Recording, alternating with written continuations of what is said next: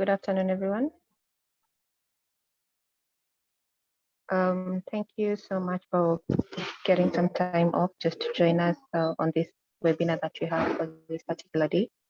Our topic today is about our mental well-being. So when we talk about mental well-being, we are not looking at the mental issues that people have, but what you want to support each other on is on how to make everything better.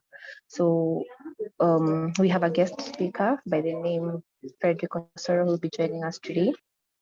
And then we have Ciku Munuku, who is going to be our panelist for today. Then we have Joyce Ngugi. She's our school counselor, and I know most of us have already met with her. And then we have a special guest by the name Nikki. She's our ADMI human resource.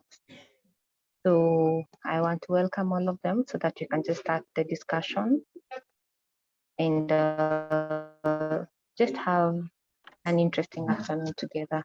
So Ciku, I will hand it over to you. All right, thank you, Michelle. Good afternoon, everyone. It is a joy for us to be with you this afternoon. Thank you so very much for joining us for the mental well-being webinar. And as Michelle has already said, today we are talking about strengthening bonds. If there is something that has happened over the last 2 years due to the global challenges that we have been facing, is that relationships have been strained, they've been stretched, and we've had to redefine very many things, even within relationships, be they professional relationships or personal relationships. So today we'll be talking about how do we strengthen our bonds. And we are very, very happy because once again, we are joined by Dr. Joyce Ngugi. Dr. Joyce Ngugi is ADMI's in-house counselor. She's the one that helps us to take care of our mental health at ADMI. And Dr. Joyce Ngugi is a consultant clinical psychologist. She's got 15 years experience in academic mental health for emerging scholars, including young adults. She has a keen interest in enhancing creatives' well-being so that they may blossom like a flower in the wind. She actually is certified in creative art therapies, and she conducts mental health trainings, clinical assessments, and psychotherapy. She's a global award winner at the American Psychological Association. So without any further ado, I will be handing over to Joyce so that Joyce can now give us a little talk that will guide our discussion when we come later together again for the panel discussion. We are very excited also because we have a panel that is comprised of a mental health champion and a counseling psychologist. And I think you'll be excited to hear what they have to say about nurturing our mental well-being at the same time nurturing our relationships. So welcome, Joyce. Thank you so much, moderator Ciku Munuku. I'm so honored to be on the panel with my co-panelists. I see Fredrick Moenga, our guest, who's a counselor like myself. I see Nikki, our HR. Thank you so much for joining me here today. And thanks, Michelle, for the kind words. Michelle is our student affairs lead. So I'll be speaking on strengthening bonds. You probably saw a poster that led you to coming in today, and we will be delving into this topic, which is within the season. We are currently in the season of end of the year, Thanksgiving. For a lot of us, we already have some holiday plans. The festive season is definitely coming up. And it is important that we take a moment to reflect on our mental well-being, not just as individuals, but as a collective. I've always used the Ubuntu philosophy that here at ADMI, we have international standards with a local flair, and we practice the Ubuntu philosophy, which is actually, I am because you are. So strengthening bonds is at the core of that, having our relationships strengthened and flourishing. So a little bit about what I do at ADMI. I joined in May 2018, so it has been a great 3.5 years. And at the counseling department, we have all kinds of conversations with students, staff, parents, And the goals or benefits of counseling are, among other things, the ability to set relationship boundaries, which we will be looking into. So, of course, generally better relationships, less anxiety, depression, stress, stress relief, obviously, increased assertiveness, trauma resolution. We want to transmute trauma and heal from trauma. Greater self-confidence is another goal, and regaining emotional balance.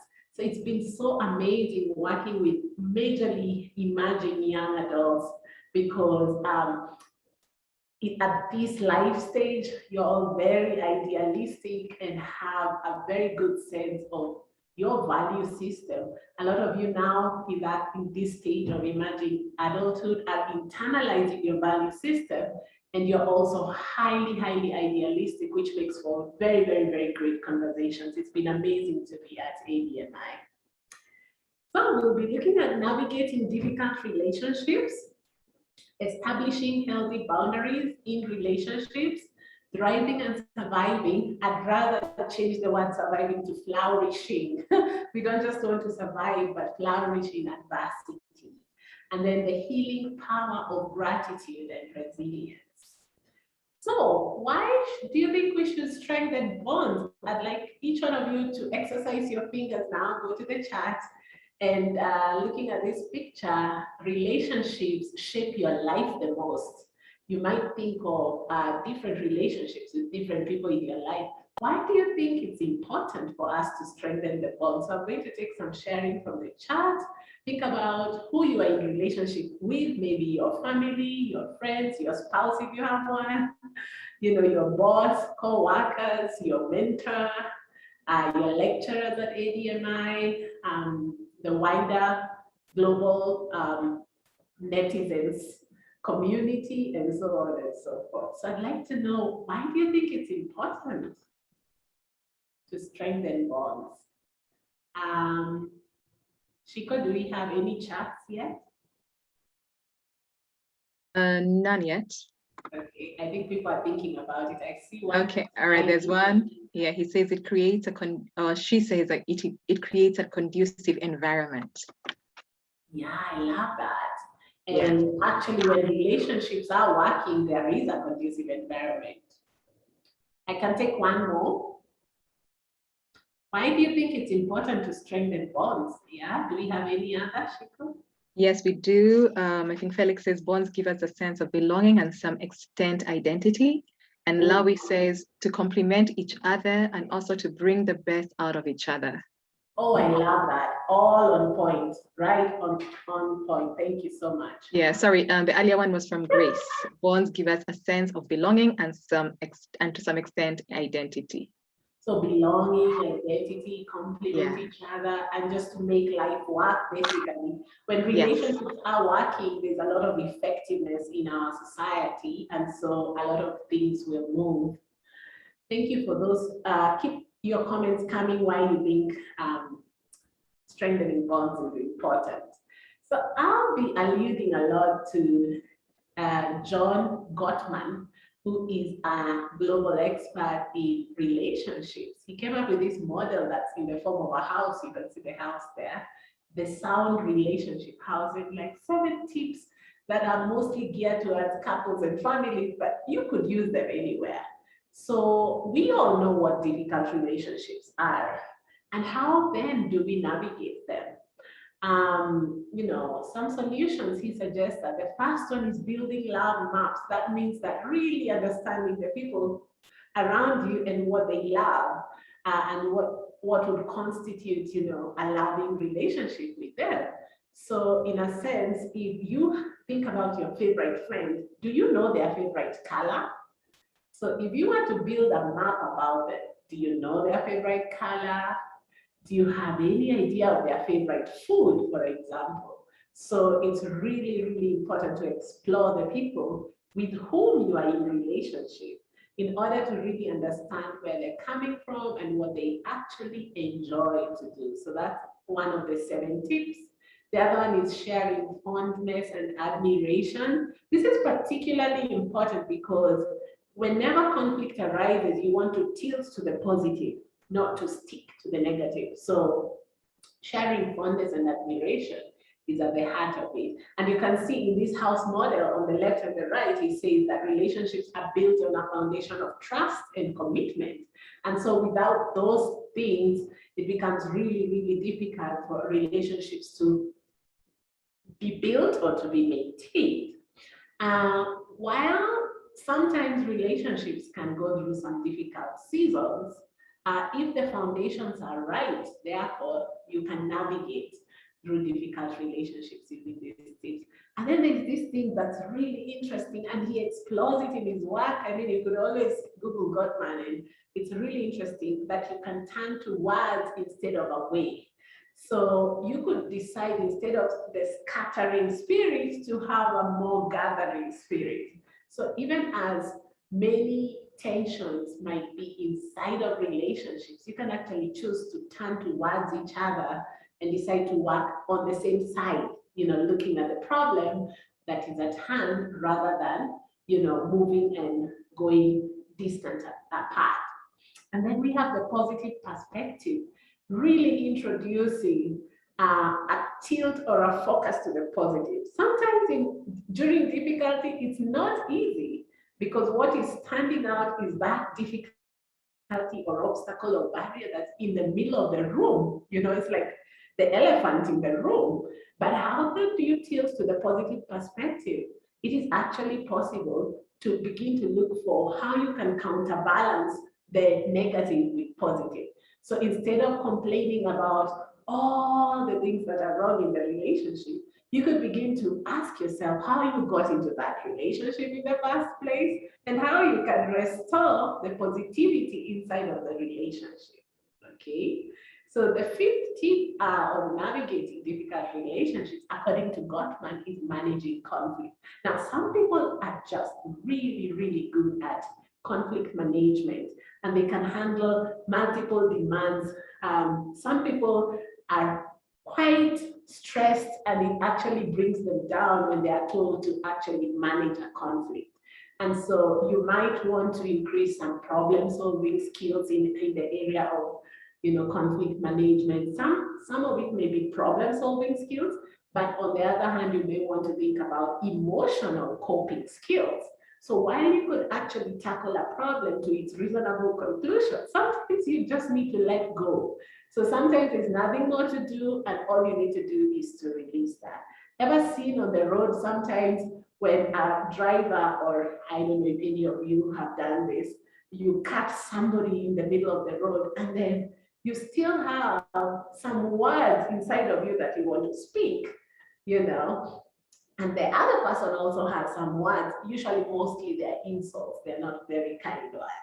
But you could actually decide, I could manage the conflict by not having to spew any insults at the person who's cut me in or overlapped while I was, on the road. So that's one, very important strategy of navigating difficult relationships.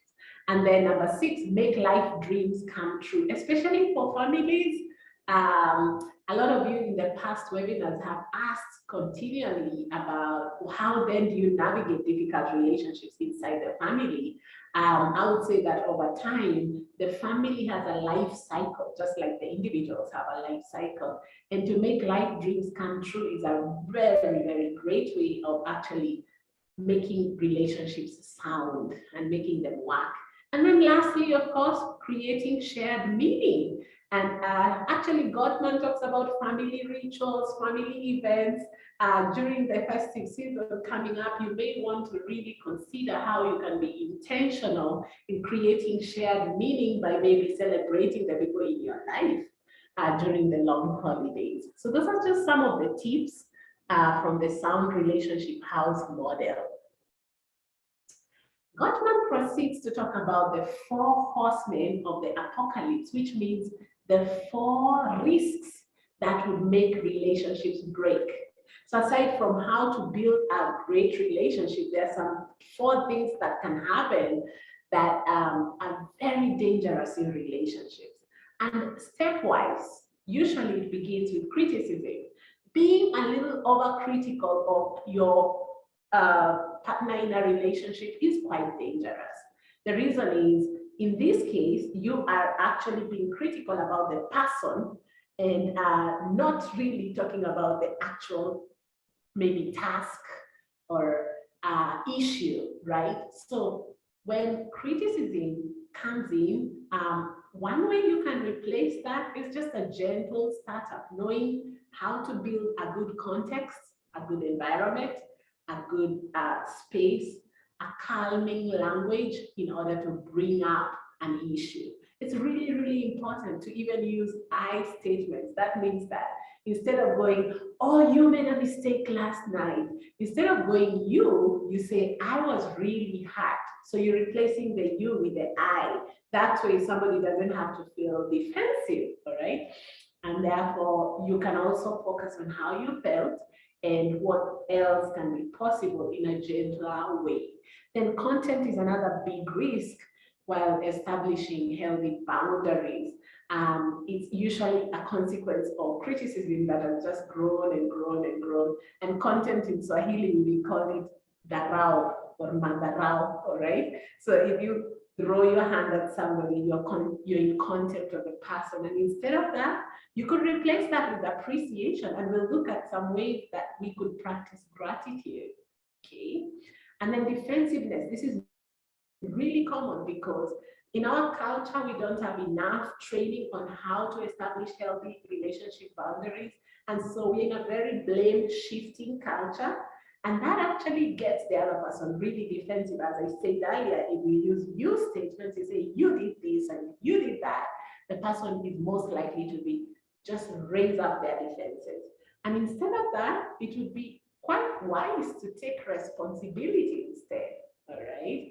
And then there's this other thing called stonewalling, where you emotionally cut off somebody. Have you ever been in a house or in a setting with people who decided they're not going to respond to anything you say? And so you say hello and you're met with, just stone cold silence. And stonewalling is very typical, very common, but it can also be very hurting because now you're shutting down any avenue for communication and interaction, which actually is a vehicle or a tool for healthy relationships. So instead of stonewalling, it would be much wiser to get into physiological self-soothing. So if, for instance, your anger makes you feel warmer and you're sweating and your chest is thumping, you just need to physiologically in your body cool down, maybe take a break, walk out for a few minutes, but actually inform the person that you're coming right back so that you're not going and going. You go cool down and then you come back. And that way you can actually establish healthy boundaries. We talk about in psychology, boundaries in a continuum, all right? So emotional boundaries could be assertive, which is the healthy way of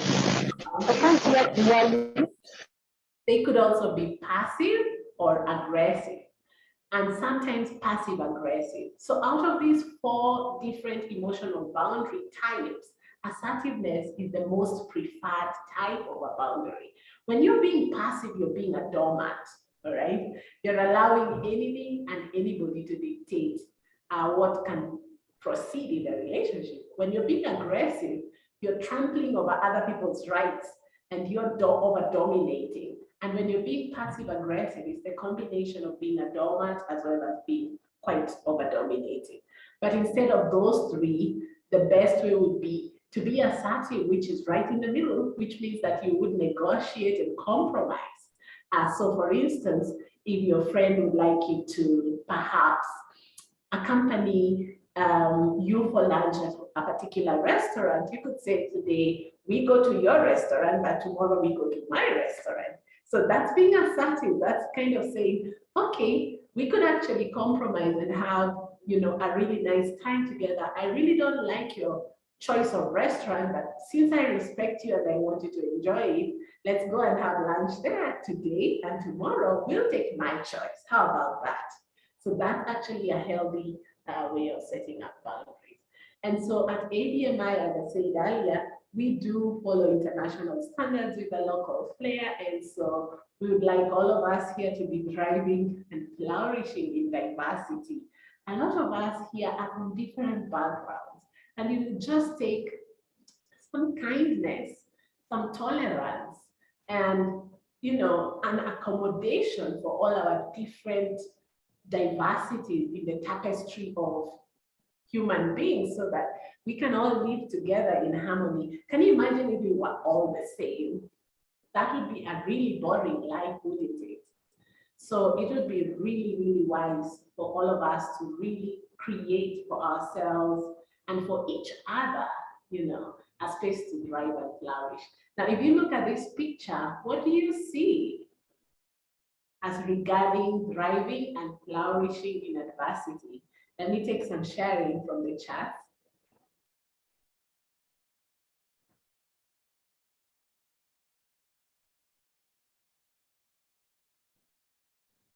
Chico, do we have any chats about the picture on the screen? No, we just have a few from earlier. We had Aiden say, I think he was talking about relationships, where they said they enhance respect and reduce judging others who they are. Miriam is telling us what she sees as a happy couple. I think Gladwell earlier had told us that bonds help us to bounce back to a level of normalcy when we drift to our lowest, and also propel us towards self-actualization. Okay, Grace says there's a lot of easiness around each other. They are so free. That's what she sees. Oh, nice. Yeah, that's true. Then Nikki says, I love their body language. See how they are leaning towards each other. Okay, good.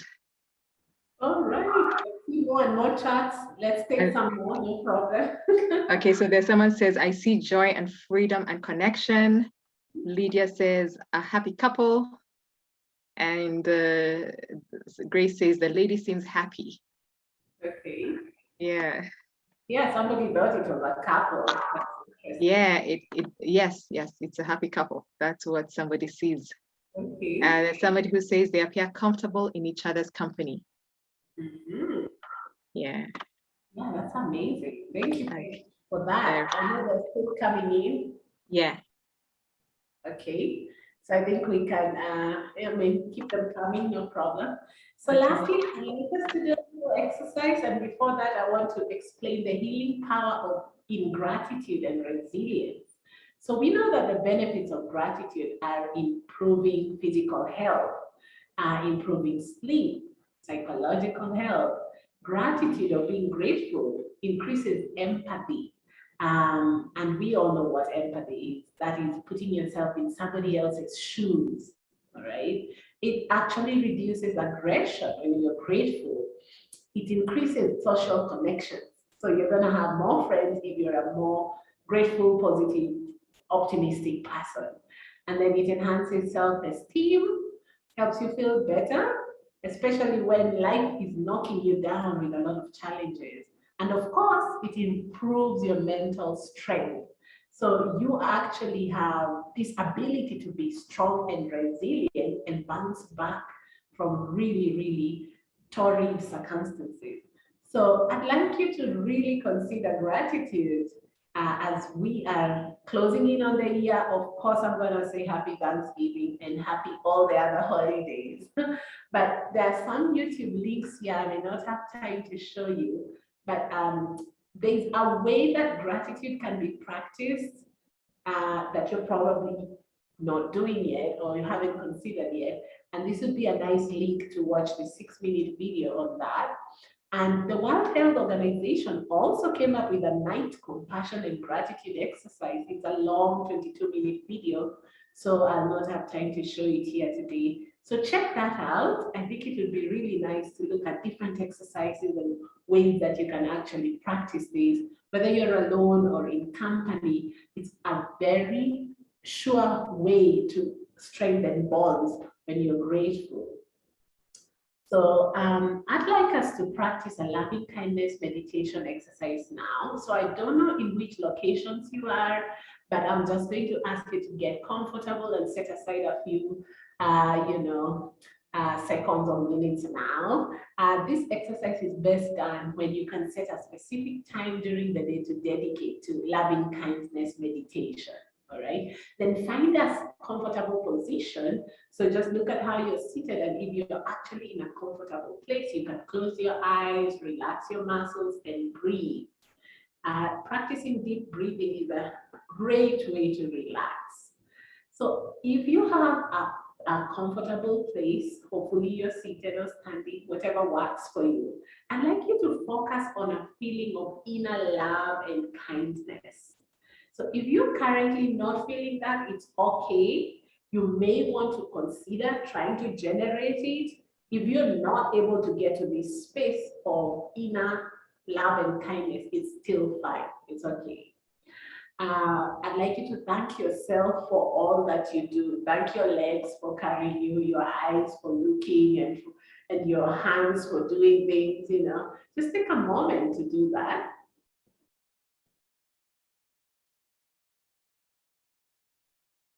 So focus on a feeling of inner love and kindness, right? Now, I'd like you to think about 3 or 4 positive phrases to yourself, and you can repeat them. For example, may I be happy. May I be safe. May I be mindful. So you can repeat that. May I be happy. May I be safe. May I be mindful. All right. And then if you've done that, you could also make up any other phrases. This loving kindness meditation exercise is flexible. This is just a guideline. So may I be happy, may I be safe, may I be mindful. And then now focus on your close circle. Remember, I asked you at the beginning to think about the bonds and the relationships that you were born into or that are around your life. Then so focus on your close circle. Think about those people who are quite close to you. Then think about acquaintances who may be in your wider circle, people who may not be your friends, but who you are known with. Think about all the contacts maybe on your phone book. Some of you are in the thousands, right? And then think about the whole world, all of humanity. So feel gratitude and love for all the people in the world, right? Okay, now that's the end of the loving kindness meditation exercise. I'd like you, when you're ready, to open your eyes and carry this feeling with you as you go about your day. Today, tomorrow, every day, keep the feeling of love on the top of your mind. If you can do the loving kindness meditation exercise daily, you'll definitely be just a more grateful person, and you will be a more compassionate person. So let's remember to carry around loving kindness wherever we are. And the contacts for those of us who are ADMI students, for my office, if you would like to book an appointment, are on the screen. My number is 0748 600 772. So I'll say that again. It's +254 748 600 772, or you could email me at counselor with a double L, counselor@africadigitalmedia.org. So it was a pleasure to speak with you today, and I'll be happy to take questions and comments. Thank you very much, Shika. I think what we will do is that we will probably move into the panel discussion, and then we'll be able to take the questions and comments together later, because at least we know that you'll be joining us for the questions, for the panel discussion. So now, first of all, Joyce, thank you so very much for that beautiful session that you've given us, the talk. And I believe actually there's a comment already that they love the loving kindness meditation exercise. People are feeling a little more loving and a little more loved after the exercise. Okay, so now I'm going to go ahead and introduce the panel. Today we are very, very fortunate to be joined by 2 amazing panelists. Joyce, as I had introduced earlier, is also going to be our 3rd panelist. She's going to be staying on for the discussion. For those who aren't here, I introduced Dr. Joyce Ngugi as a consultant clinical psychologist with 15 years experience in academic mental health, and she is the ADMI counselor, and she has a keen interest in enhancing creatives' well-being so that they may blossom like a flower in the wind, as she says. We're also joined and very excited to be joined by Nkirote Mwiti. Nkirote is the Human Resource Officer responsible for people and performance at ADMI, at the Africa Digital Media Institute. She's a seasoned human resource practitioner who is passionate about mental health in the workplace, and she's fascinated by people and their stories and loves writing. So Nkirote is a mental health champion. And we're also joined by Fredrick Osoro. Fredrick is a counseling psychologist. He's also a trainer.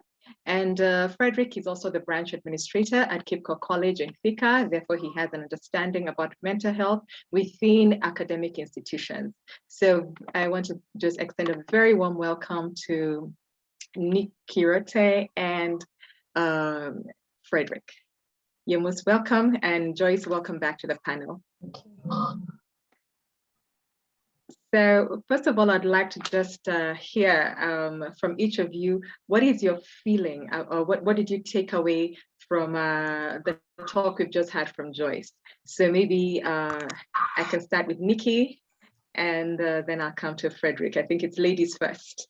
So what is your take home from what Joyce just shared with us today? Okay, thank you so much, Chico. Thank you for the lovely introduction. I could hardly believe it's me you're talking about. Thank you very much. Yeah, I welcome. love the presentation. I took a screenshot. I know this is being recorded and all that, but I had to take a screenshot of the loving kindness meditation exercise.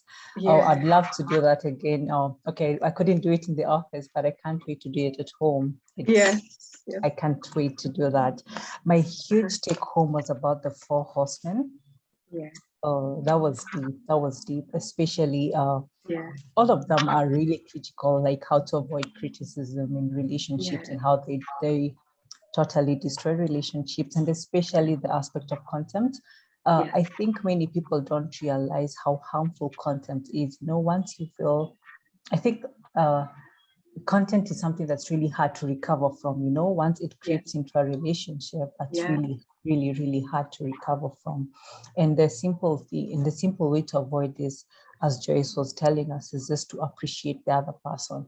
And everybody, it's a human need, the need to feel appreciated, whether it's your colleague, whether it's your own employee, whether it's your employer, your grandmother, everybody just wants to feel appreciated. And if we could just go out of our way to see something nice in everyone we interact with, that would go a long way in enhancing our relationships, a long way. Like, just think about how you feel when someone says something nice to you about you.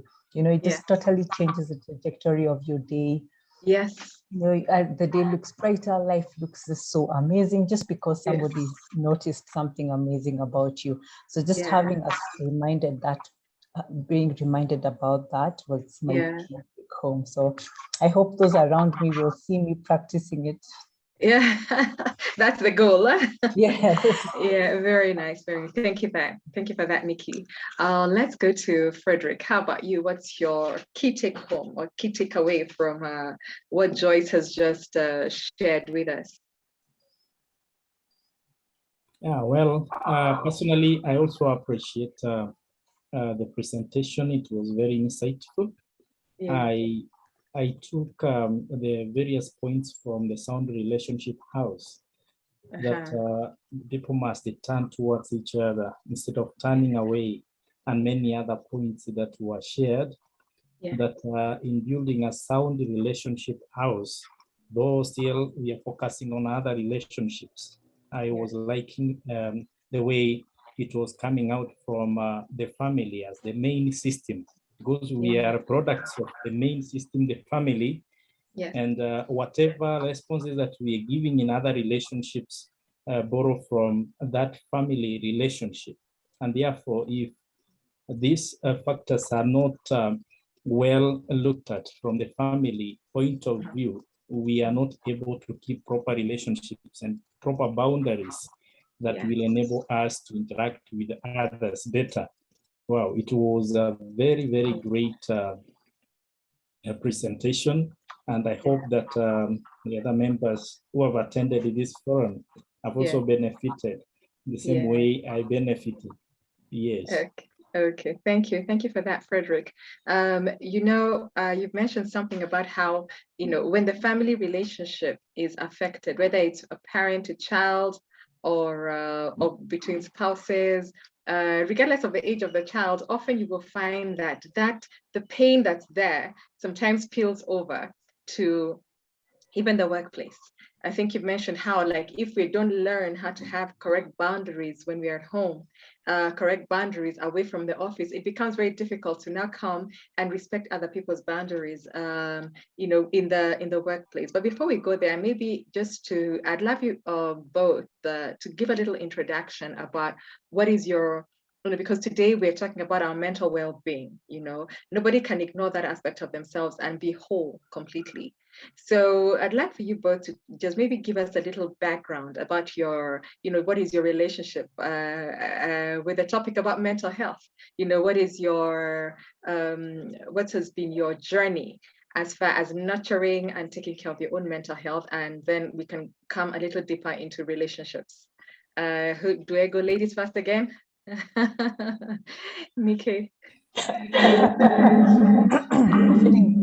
Feeling victimized here. This is the one time the lady doesn't want to be first. No, I don't mind. Thank you very much. Yeah, go ahead. So my relationship with the whole topic of mental health is personal, because I have struggled with depression for years. I would like to use more optimistic words, like I have overcome, survived, triumphed. Yeah. But yes, I know very fully well what it means like to struggle with depression, what it means like to not want to be alive.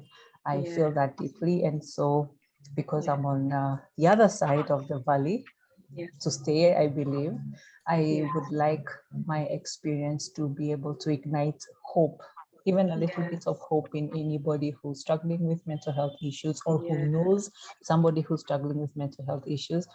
Hopefully when I talk, they can identify something about what I have said that can help them or help somebody they know. It doesn't necessarily have to be them. So that is why this is a topic that is really close to my heart. And I'm grateful for this opportunity to interact with creative students, because I'm a creative myself. And I think our genius attracts some kind of madness, I think.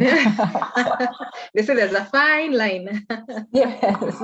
Yeah. And so it's much easier for a creative to struggle with depression, for example, or maybe anxiety. And so I'm really privileged to be able to interact with students, and I hope that I can help them not have to struggle as much as I did. Thank you for that. Niki, thank you so much for that, and for being so brave to share about that aspect of your journey. And the truth, as you've said, a lot of creatives, I always tell the students I meet that when you hear any topic about mental health, please run there if you're a creative, because for some reason, the depth to which we go to create can be the depth we sink when we are low, or when things are not working well. The ability to magnify something in our minds that can cause us extreme anxiety is high. The same way we can be able to create in our minds for beautiful things. So thank you for that. We really will be picking that up about now, how does depression, for instance, impact on our relationships with others? Because sometimes people don't realize that you think somebody doesn't care, but really they're just struggling with depression. Sorry. Okay. I think we need I think there's somebody that needs to mute. Okay, thank you. All right, so let's go to Fredrick, and then maybe you can also give us a little snippet, a little bit of your journey about and thoughts about mental health. I know you're a counseling psychology, so you can counseling psychologist, so maybe you can tell us a little more about that, and then we will come back now to the discussion. Wow. Personally, I also look at this topic very applicable even in my personal life. Yeah. Because when we talk about relationship, touches family, spouse, touches your relationship with your juniors at workplace, the seniors, relationship with other acquaintances, relationship with also the society as a person, relationship with colleagues or with the students. There are so many relationships. And when I look at my, when I was listening to this topic and when I was thinking about it, it touched more of my professional life because now counseling itself is a relationship. And now counseling being a relationship, we take care of the relationship very well because I have to bond with my client. I have to maintain my professional boundaries and even my personal boundaries so that I will not affect my client negatively. So when we look at this relationship is very, very important when we are maintaining the boundaries, whereby the boundary is just a line of demarcation that define the personal space in that relationship. And this boundary can affect different dimensions. I can put them into two categories. Like now, when I look at the two dimensions, it affects the flexibility versus the rigidity in that relationship. And also another dimension of interaction is that one of the level of togetherness versus the level of separatedness. So the boundary itself is helping to determine whether I'm going to be flexible in this relationship or I'm going to be very rigid, meaning how far do I interact with this person or these people that I'm interacting with? How far do I give myself? How far do I allow them to my personal space, to my personal life? For instance, when I'm interacting with my students in class as a trainer, how far do I allow them to know more about my personal life outside the professional interaction, outside the professional relationships? And also, how far do I get out of what we are doing and shift to some other activities, or to how far do I become flexible so that I can establish even rapport with them? So the flexibility. So when I become too much flexible, the situation might be chaotic. They might come too much into my life that I'm not able to define my boundaries, to define my space, to separate myself from the relationship. And at the same time, when the boundaries are very rigid, still, I will not allow them to come a bit closer, so we may not interact. The level of interaction might be too low. Like in the family relationship, even my personal relationship, even with my family, I have to take care that how far do I allow the interaction and how far should I restrict so that the relationship is healthier. And on the other dimension I mentioned was whereby the level of separatedness related with the level of connection. Sometimes we find ourselves so much bonded in relationships that we can't define ourselves, such that it becomes unhealthy. You cannot be able to separate your emotions from the emotions of others. You are lost in the group. And sometimes you become so much separated again, such that you cannot again feel the emotions of others. Like the high level of separatedness from friends, from the family members, make you even oblivious of the pain you instill on them. You do not know what your actions are doing to others, you see, because you are too highly separated from them. So it's important that we keep it structured. It's quite a very tricky balance between maintaining your individuality and also being able to be part of a whole, be part of a team. Because no matter how introverted somebody is, they still need human interaction, you know? And no matter how extroverted a person is, they still need some time to be alone and have their individuality respected. So it's quite a tricky balance, but I want to come back to maybe a conversation around mental health affecting relationships. because there are times when somebody may be struggling. And I wanted to maybe use an example of depression.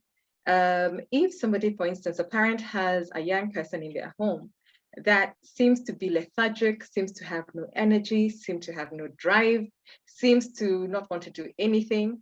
If the parent does not have an understanding that what this person is not that they're lazy, is that they're depressed, they can actually, it can strain that relationship. So whereby the person who is unwell ends up being victimized and being judged, instead of being supported and loved back to wholeness. So I'll want Nikki to talk about that a little bit, and then maybe we can also have Joyce jump in on that one.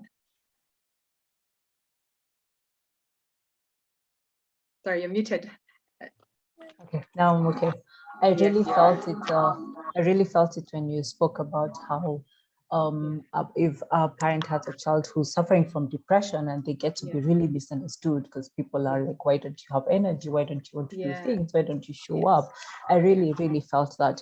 And another thing I want to talk about also linked to that is how when you're suffering from depression, you tend to isolate yourself a lot.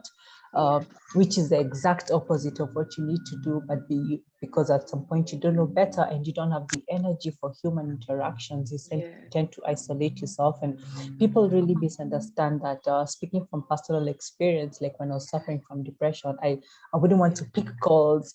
I don't have the energy to respond to a text, like people can't understand that.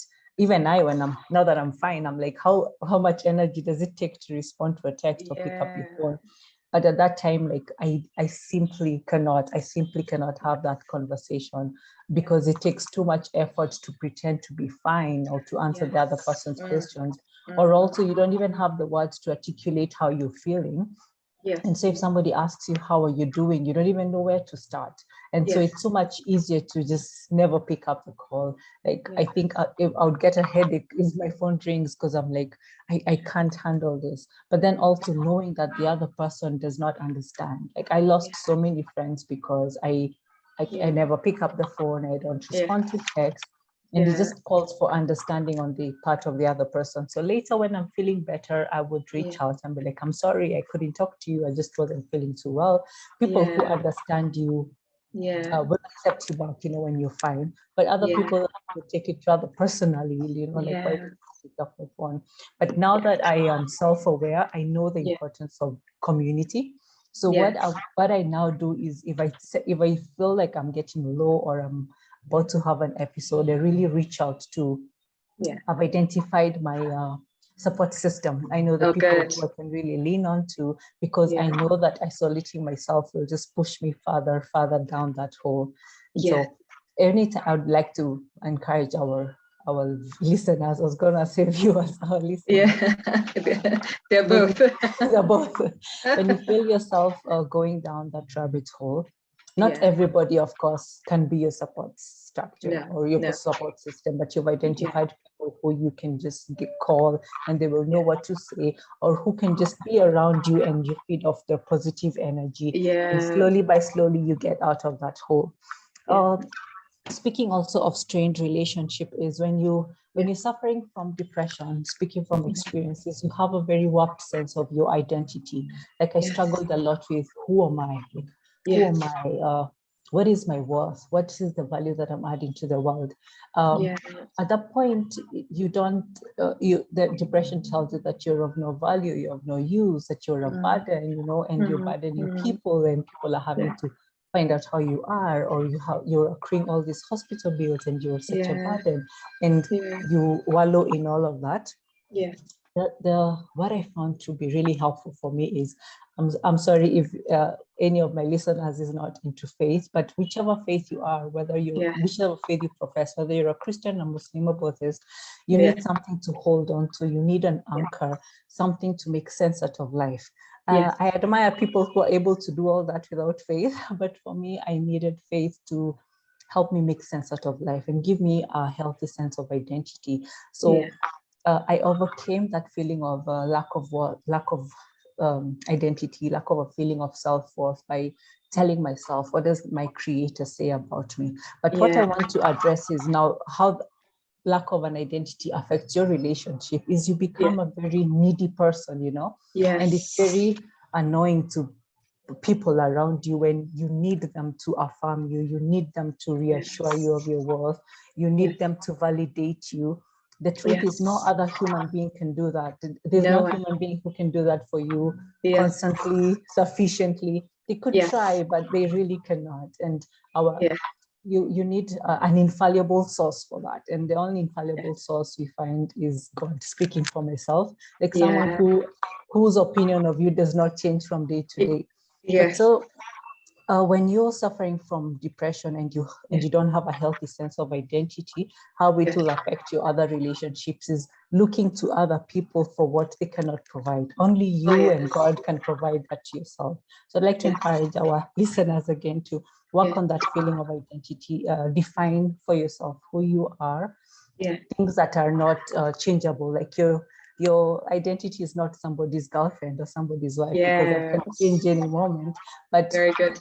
Your relationship with God is something that cannot change. And so just building that healthy sense of identity. I think I've spoken enough. Thank you. Thank you for that. And you bring up a very, very important point.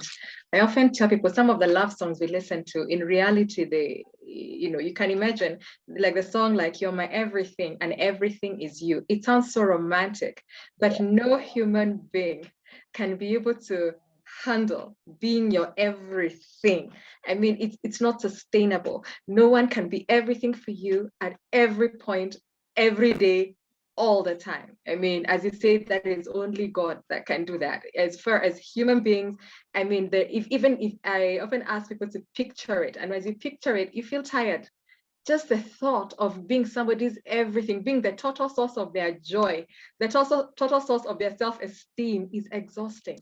And it's very important for us to also be aware of that. So when you come to that point of awareness, that the first relationship we have to nurture is the one with ourselves.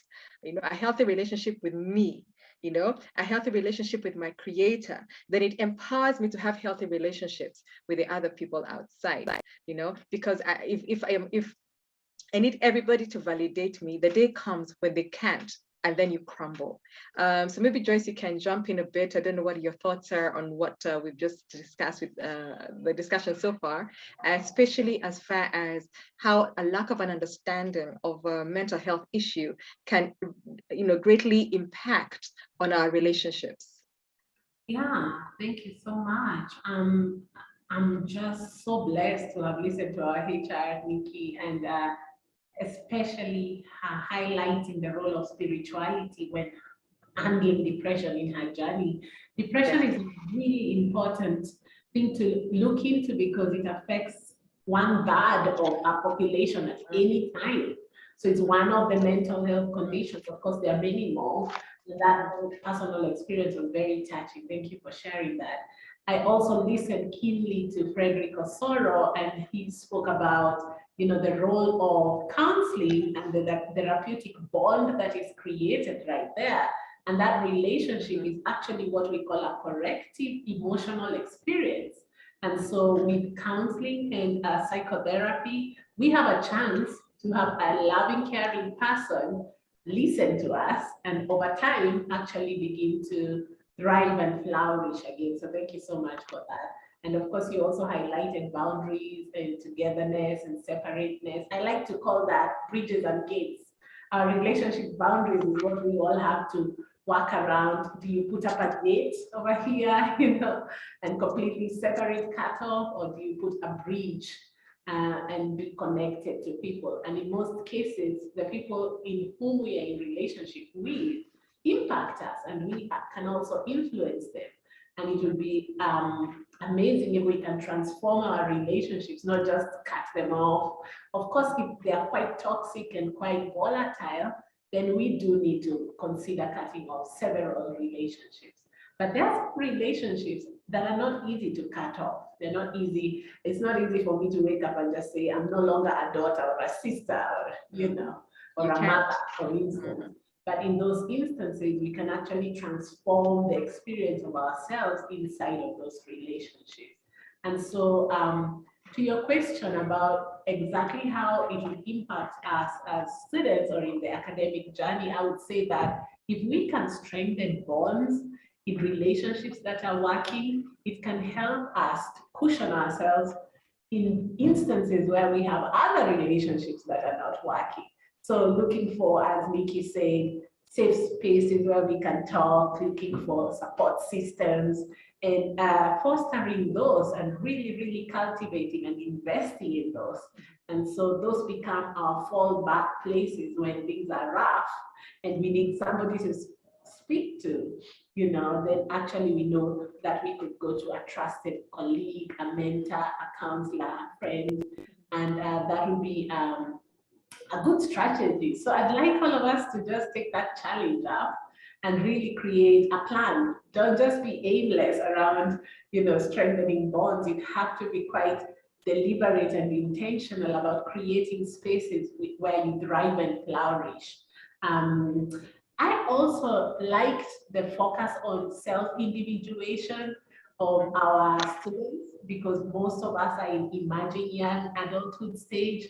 And so while you are trying to achieve a state of independence, whether financial, emotional, and other levels of independence, at the same time, you're also connected, you know, you cannot be your own island. And so we've got to move from independence to a higher level called interdependence, where we actually can be whole and complete in ourselves, but at the same time, feeding into and being influenced by people who matter to us. And in that way, we will actually create healthy systems, social networks, and we have somewhere to fall back on. With COVID-19, there's been quite a lot of isolation. At ADMI, we continue to be online, and now we are even back to in-person classes. So we've had a great community driving and listening to each other, supporting each other. Let's keep doing that. And if any of you would like a further conversation at a professional level, of course, you know, you can come to my office and we can talk about that. Okay, so Joyce, I feel like, yeah, I think I'll leave it at that. Yeah, okay, so what I'd like you to touch on, I'd like you to touch on something that Nikki alluded to about when you're the person, because we know that with the pandemic, people have really also, anyone who had a mental health challenge before the pandemic, it was, for many people, it got worse because of the isolation, it got worse because of all the uncertainty and the fear. So, of course, as you have rightly said, if we have a third of our society, regardless of where you go, struggling with something like depression or any other mental health challenge. Now, what is my responsibility as a person who is going through this? You know, because there's what the society is supposed to do for me, there's what my family is supposed to do for me, but then there's the other side. And I think she talked about how do you help people to also help you in order for us to sustain the relationship? Because, you know, it's a two-way thing. I mean, as you know, if somebody doesn't understand why you're not picking the call, if somebody doesn't understand why you're not available, it ends up hurting that. So how do we empower the person, that the one suffering, to sustain their relationship is what I'm asking. So I'd like to hear from Joyce, and then I'll go to Fredrick. Okay, got that. Thank you for clarifying that. I'd say first step, take care of yourself. People can see and they will model after, you know, when you are actually on the forefront of taking care of yourself. So if taking care of yourself means, you know, doing it alone or with different people, then so be it. Taking care of yourself would be the first thing. In this case, I mean eating a balanced diet, having enough hours of sleep that is restful sleep, you know, exercising, creating spaces for yourself to be contributing to society, to community, you know. Taking care of yourself would be the first thing I'd say. Adding this to your routine actually will make you a healthier person. Then secondly, I'd say self-advocacy. We have a lot of space now, both online and offline, where you can actually speak to somebody about how you'd like them to listen to you. You can even tell them, I'm going to share with you a struggle that I'm having, but I really am scared that maybe you're going to laugh at please don't laugh at me. What I'd like you to tell me is that you're going to stand with me and you will be in solidarity with me.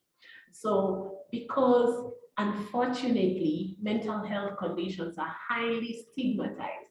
If I came up, for instance, and said that I struggle with a mental health condition, such as anxiety, the most typical reaction for people around me would be to downplay it. They'll think, oh, it's not such a big deal. We are all anxious sometimes. But we know anxiety is a serious clinical condition and that people will require treatment. Yes. It is quite severe, especially, maybe talk therapy, maybe other forms of psychotherapy, creative arts therapy. They might even require medication for anxiety. And so if you're in a space where you actually have a platform, if you have a Twitter handle, then use it, So self-care and self-advocacy, I would say, are the two top things that you can do for yourself. Maybe I'll give the rest to you. Okay, thank you. Fredrick, what did you say? I mean, how do we, the self-advocacy Joyce is talking about for this person now that's the one struggling with a mental health challenge, how do they do that within their relationship so that they can, be able to sustain and nurture their relationships, even as they get better, even as they get the help that they require? Yeah, it is important. I can agree with Joyce to take care of yourself. Yeah. And at the same time, to defend yourself in those relationships. Not in every relationship, every human being in a relationship is seeking to fulfill fulfill their needs, to accomplish some tasks, and also using you also to gain from the relationship. And people tend to assign responsibilities to those they are in a relationship with. Most relationship theorists talk about the interpersonal theorists. They say that some people even base their self-esteem in the relationship. Yeah. Some people come to silence their needs in the relationship. So first, you need to ask yourself, why am I in this relationship and how much should I accomplish in this relationship? So that you don't mix your need silencing with some other tasks that might be more important in that relationship. And so it's important to be aversive so that you don't engage yourself in activities of which you will regret later, like taking actions that will make you to regret. And most people regret in the relationships. What is has been mentioned as a depression by Nikki mostly come from relationships, because maybe of the assignments they had on people, the responsibilities, the expectations they had on people that were not fulfilled in the way they expected. So you find that when these expectations are not met, you are disturbed. So it is important to be aversive, learn to engage only in those activities that are supposed to be undertaken at the right time, or responses. If you feel like in this relationship, if giving this response right now, I may not give it in the right way, maybe to a boss, maybe to a friend, or even to a family member, you may choose to be silent, compose yourself, and respond later. So it's important to take care of your emotions. So emotional intelligence is very important, understanding your emotions and the emotions of others, and getting to understand what your responses can do, trying to envision, if I respond in this way, what will be a positive outcome, what will be a negative outcome. And also resiliency will be very important because people will always rub against us negatively. So we do not expect every relationship to give 100% positive outcomes. So we also need to expect the negatives, so that when these negative outcomes are experienced, we are not so much depressed, we are not so much stressed. Because now the more the expectation of the positive compared to the negative, the more stressed we can become when the negative expectation, when the negative responses come. So it's important also to prepare ourselves, to check on our vulnerabilities. Maybe if a person has experienced the trauma in the past, you don't expect every person to take care of you. Maybe your family members understand you. They understand your weaknesses, and maybe in those relationships, maybe in a group setup, they know how to take care of you. But now those who do not know you may not handle you in that way you expect. So it's important also to strengthen yourself. It is important to strengthen your material. Yeah, the same boiling water that strengthens a potato, strengthens an egg, strengthens an egg. So it is not about circumstances, it's about what you are made of, what you make yourself of, so that you do not become so much vulnerable. Yes, thank you for that. Yeah, thank you for that. And I think the self-advocacy is one of the key things that I'm taking home, because you have to be able to speak up for yourself, you know, and this is where the boundaries come in. It is not somebody else's responsibility to enforce your boundaries. It is my responsibility to enforce my own boundaries. I think what you've said is so important. Not everybody will take care of you.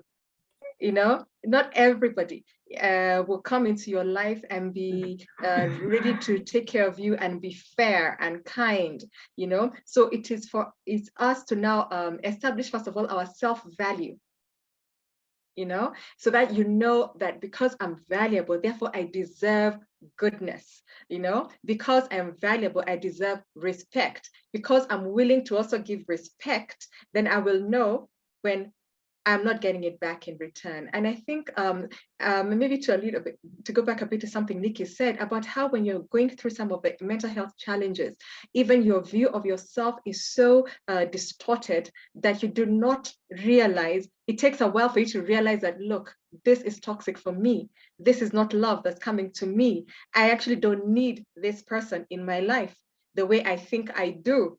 You know, I am looking for me inside this other person.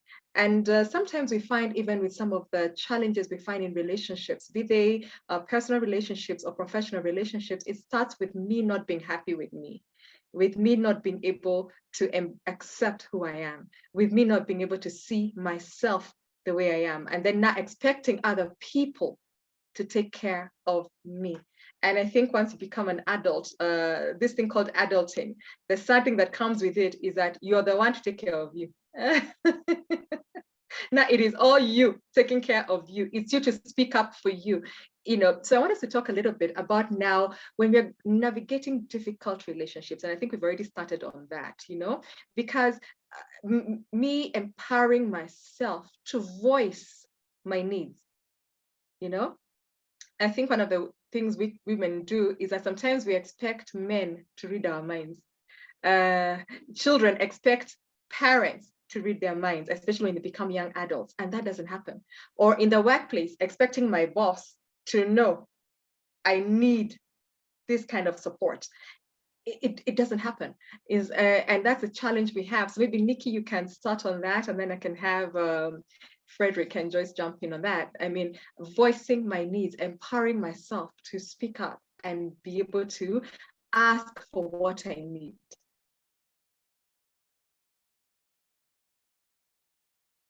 I think we need to unmute you. It's okay. Go ahead.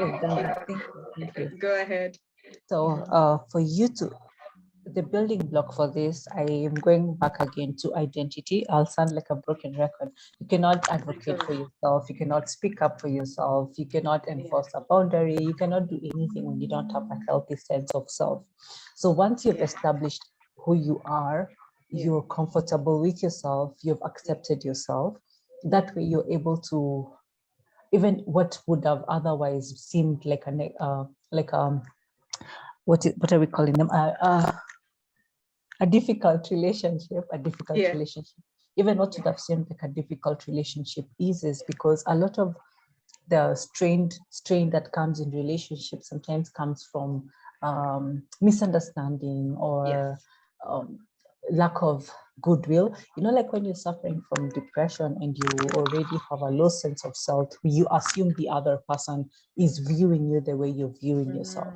But once you've built that healthy sense of self, you're aware, you've accepted yourself, you've forgiven yourself, what you're thinking about yourself tends to be reflected also in the eyes of the other person. Chances are they haven't changed their opinion of you, but you changing your opinion of yourself will change how you relate, because you no longer think, you no longer assume this person is looking down on me, or this person is trying to just be difficult. But, and even when they are, you don't take it personally. Speaking for myself, I have learned to rise above maybe negativity or toxicity, in that whatever feedback the other person will give me, let's say in a work relationship, I'll be able to take that, ignore the bits that sound as if they were personal or malicious, but then look at the feedback. What can I gain from it? Can I grow from it? Was it true? Then reflect, like, and let's say somebody's late and somebody says, but you're always late. I mean, you never keep time.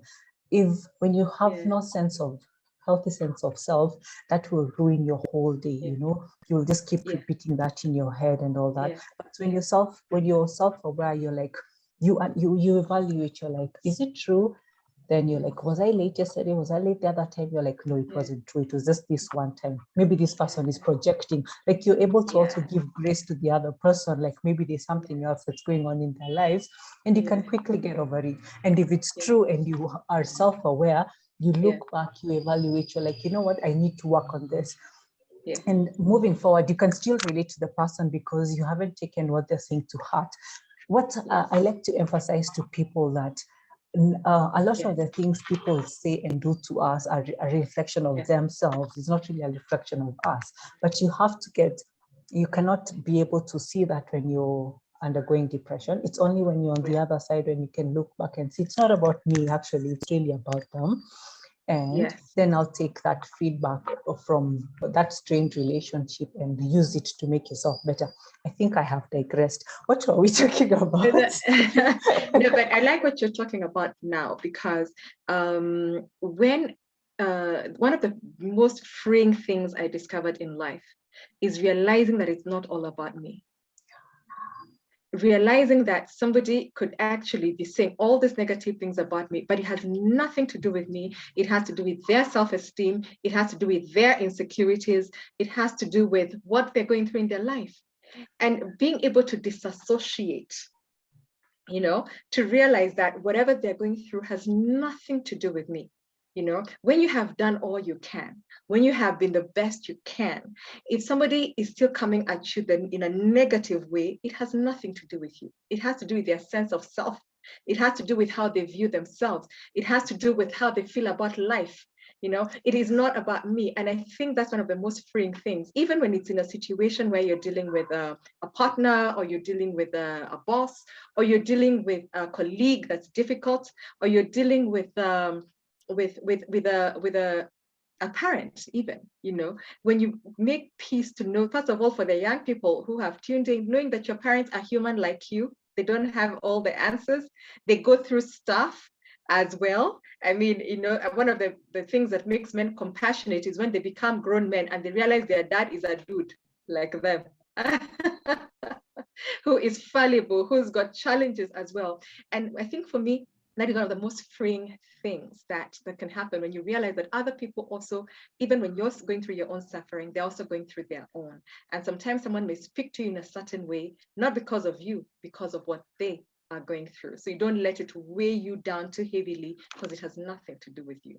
Maybe Fredrick, you can briefly say something on that. Being able to disassociate from the actions of others when they're down to us. Well, that is a very important point, also very amusing. I was listening to you and telling myself, do we always remember to do that? Trying to be yourself, trying to individuate.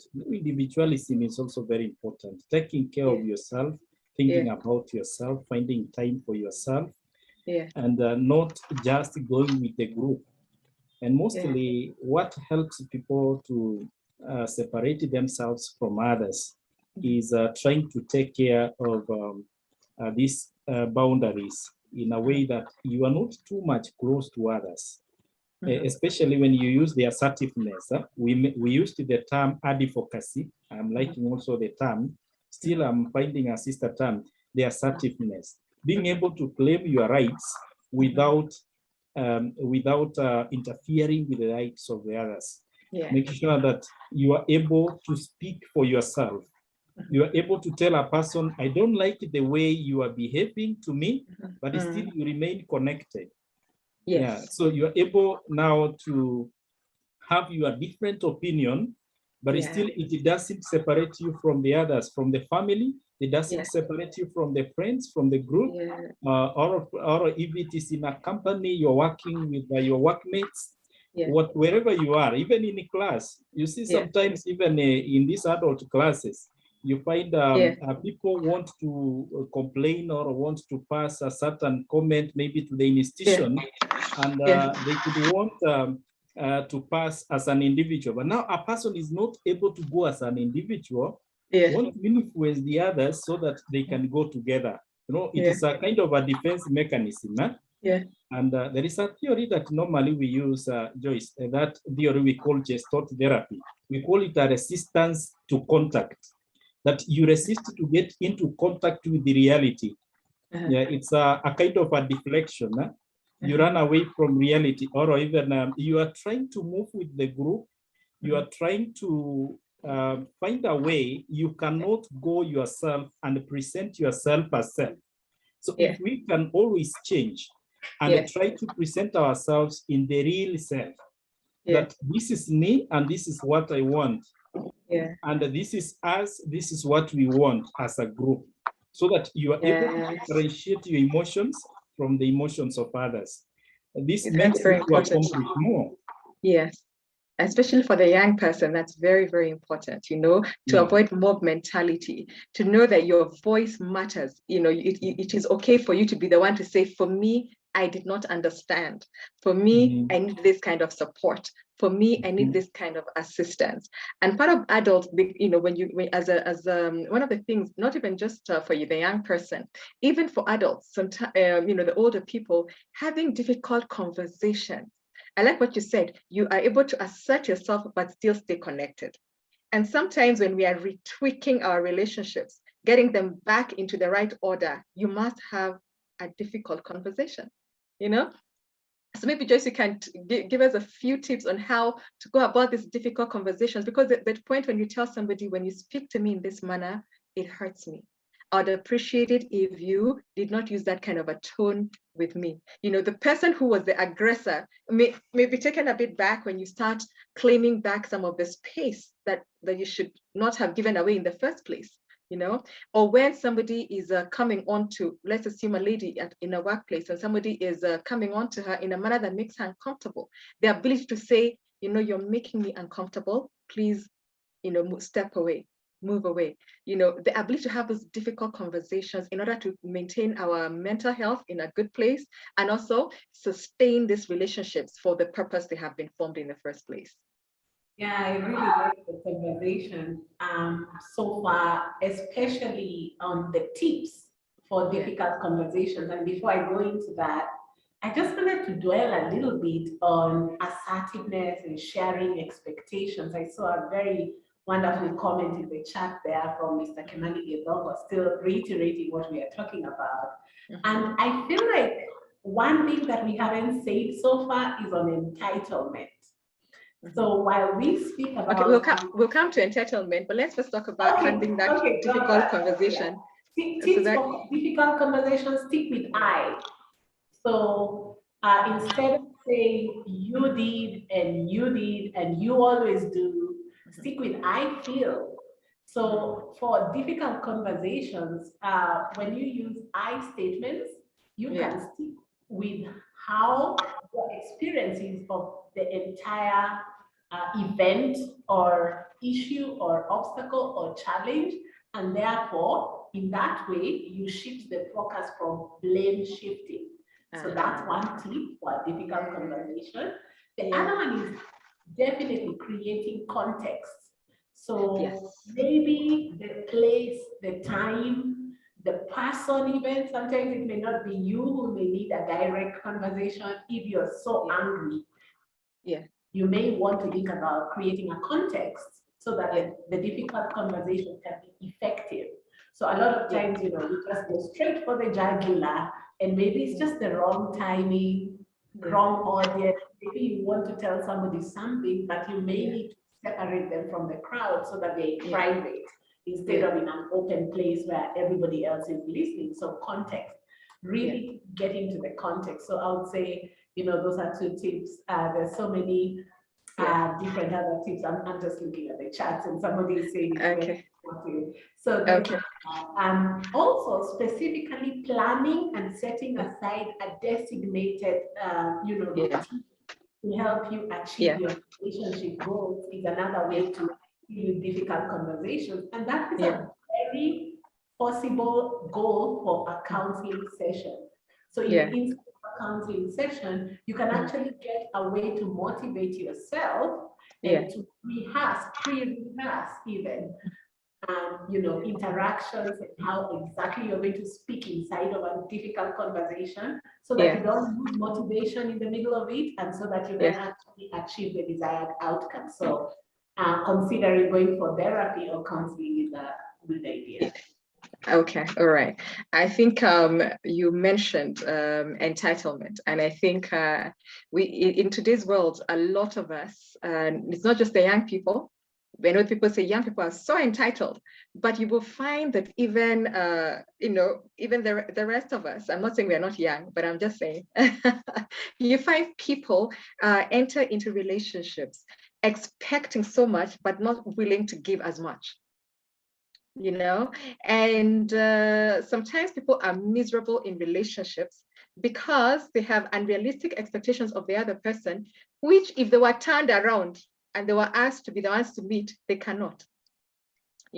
So and one thing I have found is that when people replace entitlement with a sense of accountability and responsibility, and then replace and also add on top of that a sense of gratitude for who they have in their life and what they have in their life, they find themselves being in a very better place, much better place emotionally and mentally.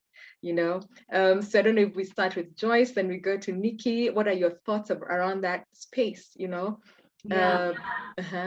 I really am happy we got here because a lot of the people in the generation who are young adults have been accused of being so entitled. And that is about balancing your rights with your responsibilities. So even as we share expectations and we have a right to speak up and to actually ask for what we need, we also have to be really careful to actually listen for what the other person is really receiving, all right? So in other words, maybe I could give a very practical example. Maybe every morning before you go to college, you're also the person who opens up the gate for whoever else is leaving the home or entering the home. And if one day your parents asks you, how come you did not open the gates? If you answer rudely or you ignore or something like that, your parents are left with, this child is so entitled. Just because we've done everything and we've paid school fees for them at ADMI, they feel like they can open the gate anytime and they don't have this sense of responsibility or accountability. And so from that example, I'd like you to think about also what actually the other person is receiving, what is landing over there as you're communicating, so that you're in the tone and the speed and the pace and the language that actually has everybody around you empowered. You may have a very valid point, quite accurate, and coming out of this webinar, you now learn that you need to speak up, but you may realize that if you speak up in a certain way to your mom and maybe raise your voice and raise your tone, she's not listening. she's left wondering what kind of a child did I, get. And so you actually want to check to see that you're balancing your rights with your responsibilities, because that's a good, healthy sense of your identity, that you can actually leave other people feeling great after you've had a conversation with them. Even if it was a difficult conversation, they're still there to start thinking, oh, this gentleman or this lady is an amazing person. So I think that is important to note. Thank you. Okay, thank you. So we'll go to Nikki, but before Nikki speaks, I'd just like to request our audience to please type out any questions you may have for the panel in the chat, and we'll be able to take them. So please just type out any comments, or feel free to type out any comments or questions that you may have for the panelists in the chat, and we'll be able to take them. Nikki, your thoughts about rights, responsibilities, entitlement, gratitude. Okay. So for me, how I look at the whole rights versus responsibility, am I feeling entitled? Am I asking for more than I'm giving? How I look at it is simply, and I hope I don't sound too religious. I'm actually not religious at all. But the thing about doing unto others what you would like them to do unto you, if you do that in any relationship, whether it's your relationship with your employer, asking yourself, if I was to be the one in charge of this company, what do I expect from people? How would I want my employees to behave, and you behaving that way? Or if I'm a parent and wondering, if I had a 24-year-old, if I was, whichever, how would I want to be treated? Just put yourself in your mother's shoes. What do I want my daughter to do? And when you're a daughter, put yourself in the other person's shoes. What would you? Anytime you put yourself in the other person's shoes and think, if I was in their shoes, what would I want? And then do that. Like even in friendship, sometimes you find people get so disappointed. It was my birthday, you didn't even remember, you didn't wish me. But then put yourself in the other person's shoes. When it's your birthday, do you remember? Do you do anything for them? So whatever it is you are expecting from anybody else, ask yourself whether you're in a position to offer the same. So that's how, for me, I balance the whole thing of responsibility versus rights. Am I doing what it is that I would want the other person to do for me if they were in my shoes?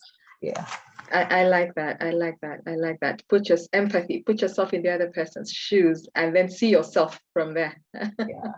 Very good. Very good. I love it. Fredrick, how about for you? Entitlement and gratitude, how they heal or affect and impact on relationships. Entitlement. Of course, a person needs to check on the responsibility given to them. So it's good to give more compared to what you're given. Sometimes it is when you are given more, or when you are trusted more, it means more is expected. You are trusted. So giving back is very important. Being productive is very important. It's important to check in the here and now. For instance, if it is a workplace, if it is at home, once you are trusted and you've been given that responsibility, then it means this person wants you to take them to another level. This organization wants you to.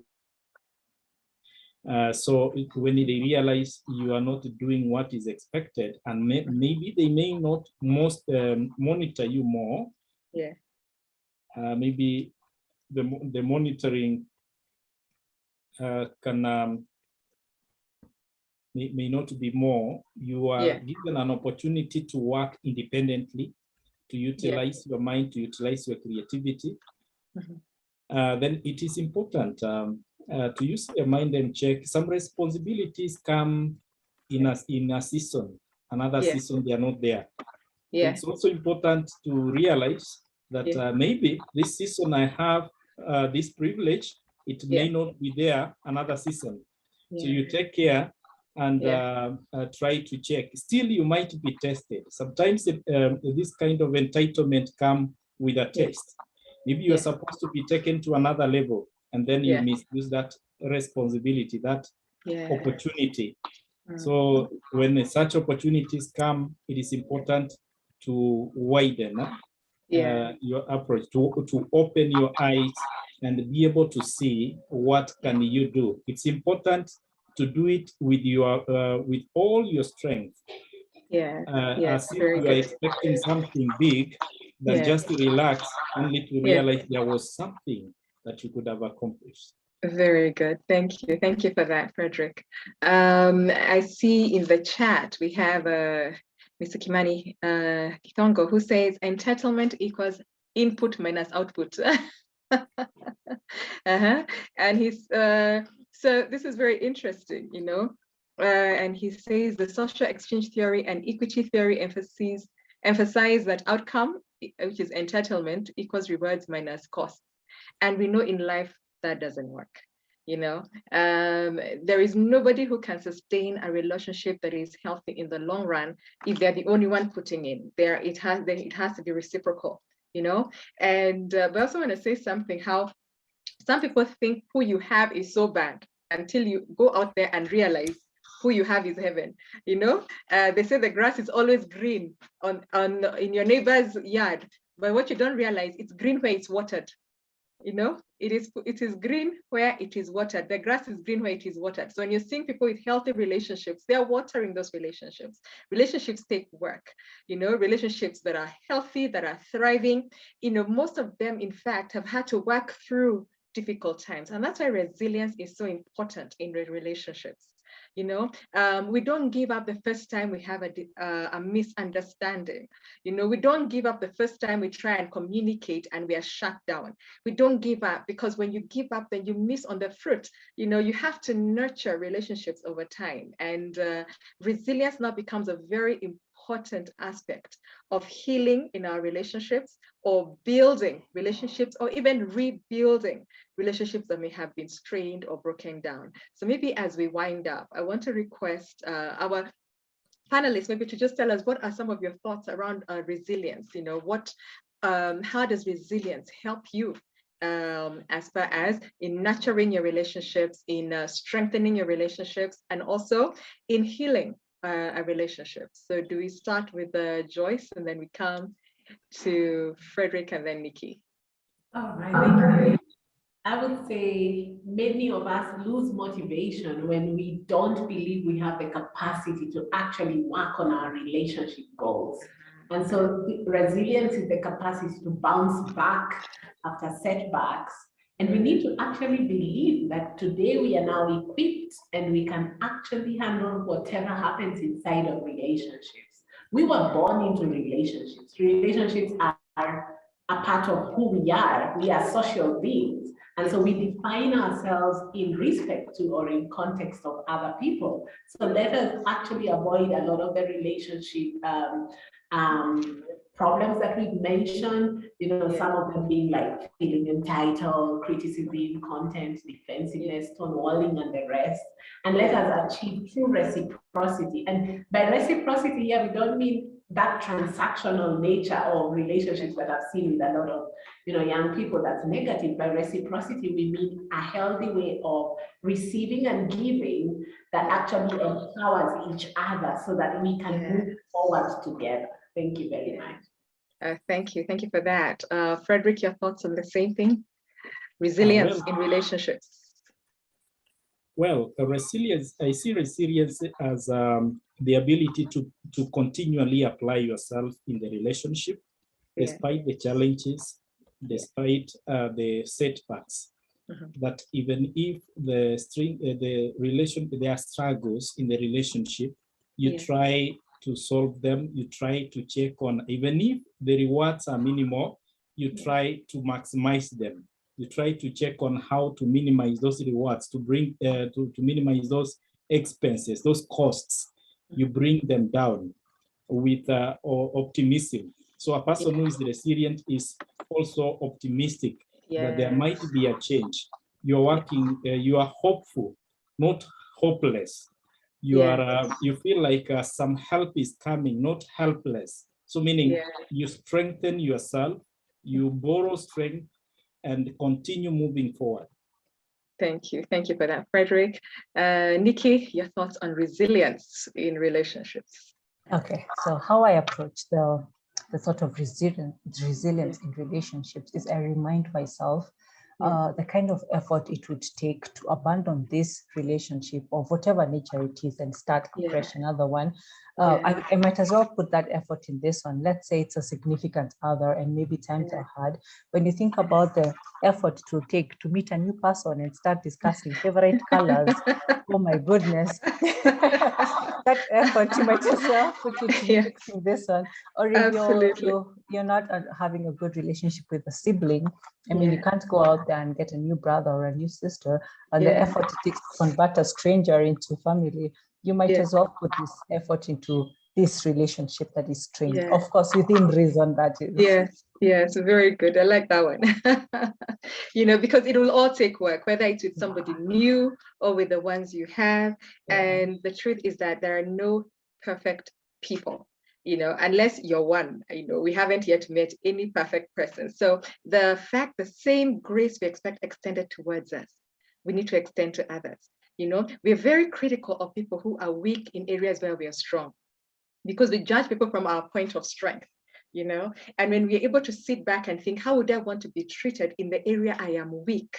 And then extend that same grace to the other person who is struggling in an area when you're in a relationship with them, it really, really helps. You know, empathy, compassion will also strengthen us when we're being resilient. And like what Fredrick said, we remain hopeful, not hopeless in the situation. I see there is a comment in the chat that emotional pain is not something that should be hidden away and never spoken about. There is truth in your pain, there is growth in your pain, but only if it's first brought out into the open. I think it's like when you have a wound, if you do not expose the wound for cleaning, then it becomes septic and becomes very dangerous to our health. But when we're able to you know, talk about the thing that's hurting us, whether it is with somebody like Fredrick or Joyce, who are counseling psychologists, or whether it is with a trusted friend or a close family member that is trusted, emotional pain is something that we should own and then get help for ourselves. That was by Mzalendo Kiwai. Thank you so very much. So we have come to the end of our discussion today, and I would just like to give our panelists a minute each to give us their parting, their closing remarks as we close, and then we will call it a day. So who do we start with? I think we will, I see Joyce is ready, so we go with, we start with Joyce, and then we will go to Nikki, and then we will end up with Fredrick. Your closing remarks, please. Thank you so much. It's always a pleasure to be in these webinars, and thank you for your wonderful facilitation, Ciku. Thank you to the co-panelists, Nikki and Fredrick. I'd like to wish everybody a happy festive season, and please our YouTube channel, ADMI, in order to see all the past webinars. We do at least one webinar every semester on strengthening bonds. Let's create and maintain healthy relationships. Thank you. Thank you, Joyce. Thank you very much. Nikki? Okay, my parting shot would be that I'd encourage each and every one of us to show up as themselves. A lot of strain comes in relationships because we pretend, maybe in the beginning, or so as to impress the other person, or so as to have an easier relationship, we might pretend to be somebody that we're not. So I would encourage us all, in whatever situation, whether at school, at work, wherever it is, show up as your authentic self. Just be yourself and let the world adjust. Oh, I like that. Be yourself and let the world adjust. Thank you. Thank you, Nikki. Fredrick, your closing remarks. Well, I also appreciate being in this panel with Nikki, with Dr. Joyce, with Ciku. You have driven us very well. I would like to appreciate all these members who have participated. My closing remark is that relationship is like a tree. It has to be watered and it needs a ground to lay on. And therefore, it is not about what I get, it's about what I give to it. That will determine the result that I get. And therefore, it is important to keep our boundaries structured such that we are not too much connected so that we suffer. We are not so much separated that we don't give ourselves to the relationship, but we remain connected as we maintain our personal space. As I said earlier, I am Fredrick, and it was said we might meet in another occasion so that we can share more. Thank you very much. Thank you. Thank you so very much. So for me, I want to say a big thank you to Dr. Joyce Ngugi for the wonderful presentation you gave to us today. As always, it is a pleasure having you lead our discussion through your presentation. I want to say a very special thank you again to Nkirote, who is now in charge of people and performance at ADMI, but very more importantly, a mental health champion. Thank you so much for sharing your journey with us and such wisdom tips on how to manage our mental health and relationships. I want to say a big thank you to Fredrick Moenga, who joined us today outside from the ADMI community, but who we believe is going to be now a strong friend for ADMI, even in our journey to take care of our mental health. Thank you for your wonderful insights and for all your contributions today. I want to say a big thank you also to you, our panelists. Thank you for taking the time to stay with us from when we started to when we're finished. Thank you for your wonderful contributions as well. The conversation does not end here. Please continue sending any questions you may have. Joyce gave her contact information in the chat. You can reach out to her for our ADMI students or those in the ADMI community for any counseling needs you may have. And then also continue reaching out to us on all our other platforms digitally for any comments you may still have on the topic. Thank you for being with us today. I have been Ciku, your moderator for today, and it's been a pleasure being with all of you. Let's continue strengthening our bonds, because at the end of the day, at some point you'll find that your network becomes your net worth. All the best and goodbye. Thank you very much. Bye, everybody. Thank you. Thank you, Leon. We see your comment. Thank you very much. Bye-bye.